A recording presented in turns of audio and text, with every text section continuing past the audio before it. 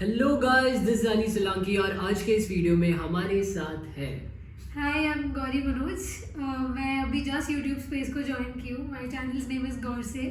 So I guess that's enough about me.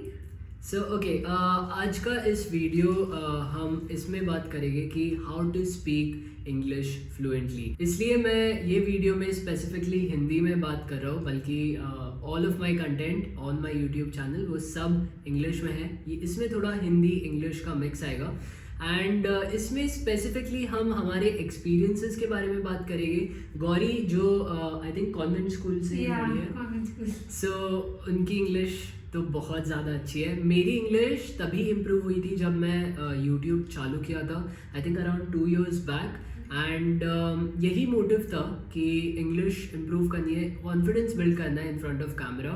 And इसलिए ही ये जो भी मेरा कंटेंट देखते हो तुम, वो इंग्लिश में ही आता है। Now this is the first time जब मैं एक कैमरा के सामने हिंदी में बात करने की कोशिश करूँगा। So bear with me Gauri and the viewers. So let's start. So the first question that I get every single time I upload a video कि भाई कैसे इंग्लिश में बात करते हैं, फ्लुएंटली कैसे बात करते हैं, इफेक्टिवली कैसे बात करते हैं। So I think we can start with हमने कैसे स्टार्ट किया।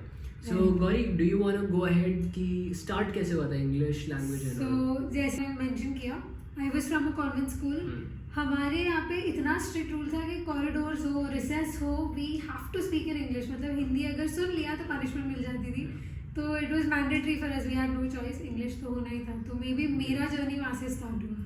आई थिंक मेरे स्कूल में भी ऐसा ही सेम रूल था, but it was not that strict क्योंकि आई थिंक कॉन्वेंट स्कूल में हाँ थोड़ा ऑब्सेशन ज़्यादा है इंग्लिश को लेके। या बट हमारे स्कूल में it was not that strict. But of course अभी लोगों को अगर इंग्लिश सीखना है, so they would encourage students to speak in English only. और अभी भी मैं इंग्लिश में बात कर रहा हूँ वीडियो में, I will try to speak in Hindi. तो यार आदत हो गई है अभी तो।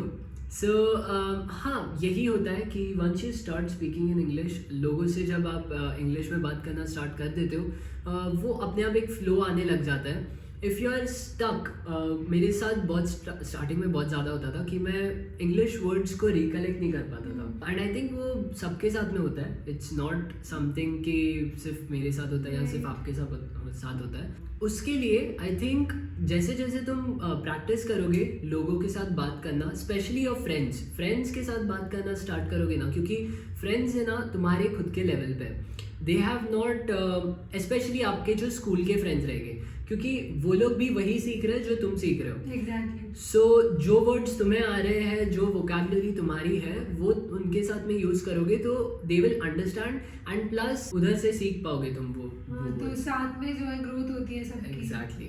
सो आई थिंक मेरे लिए तो वैसा ही था, मैं फ्रेंड्स से बात करता था। बाकी दूसरी चीज़ है, जब मैं ये वीडियो की रिसर्च कर रहा था तब मैंने बहुत देखा कि YouTubers are speaking about movies देखनी चाहिए, बुक्स पढ़ने चाहिए। आई थिंक पब्लिक स्पीकिंग भी एक बहुत ज़्यादा सैड पॉइंट है। Exactly. So what do you think about it? तुम्हारे लिए क्या मूवीज, बुक्स, ये सब चीज़ें बहुत हेल्प की थी इंग्लिश?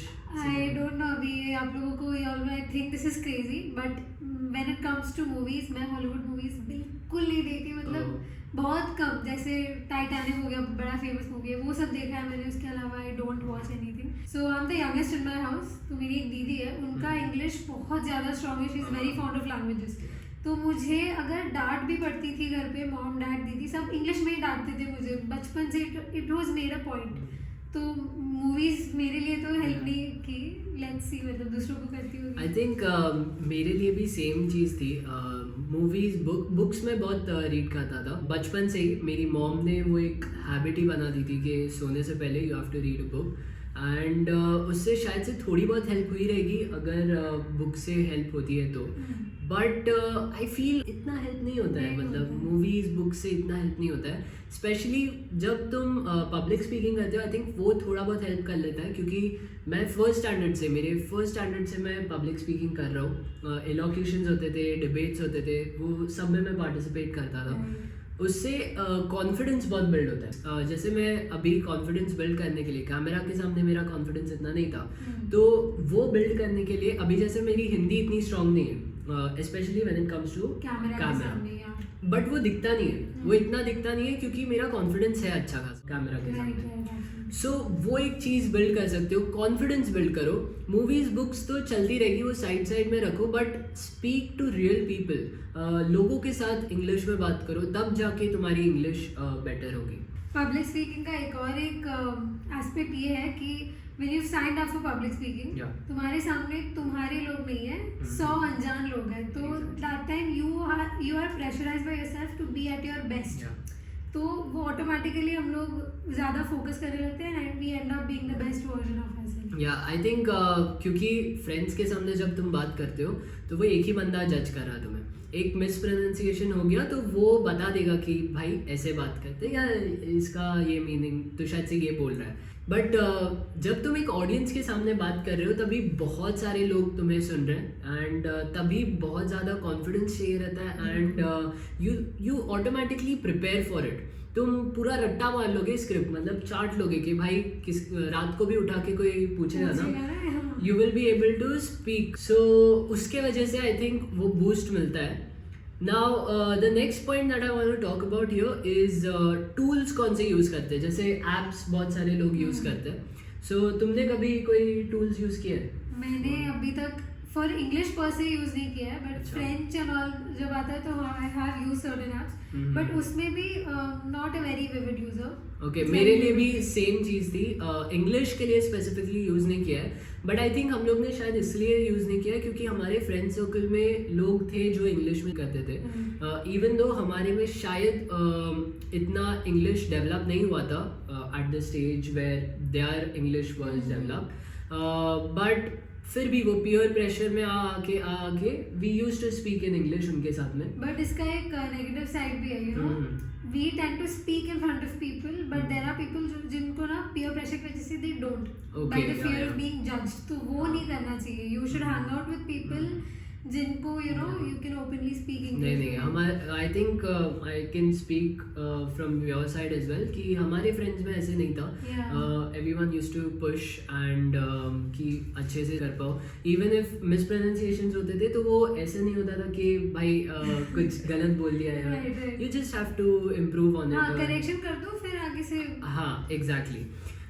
दूसरी चीज़ टूल्स के बारे में अगर मैं बात करूँगा तो जैसे फ्रेंच सीख रही थी तो I was learning to speak in German. So उसके लिए मैंने दो स्पेसिफिक टूल्स यूज़ किए थे, एक ड्यूओलिंगो और एक मेमोराइज। ये दो टूल्स यूज़ कर सकते हैं। आई थिंक ड्यूओलिंगो मैंने भी यूज़ किया था।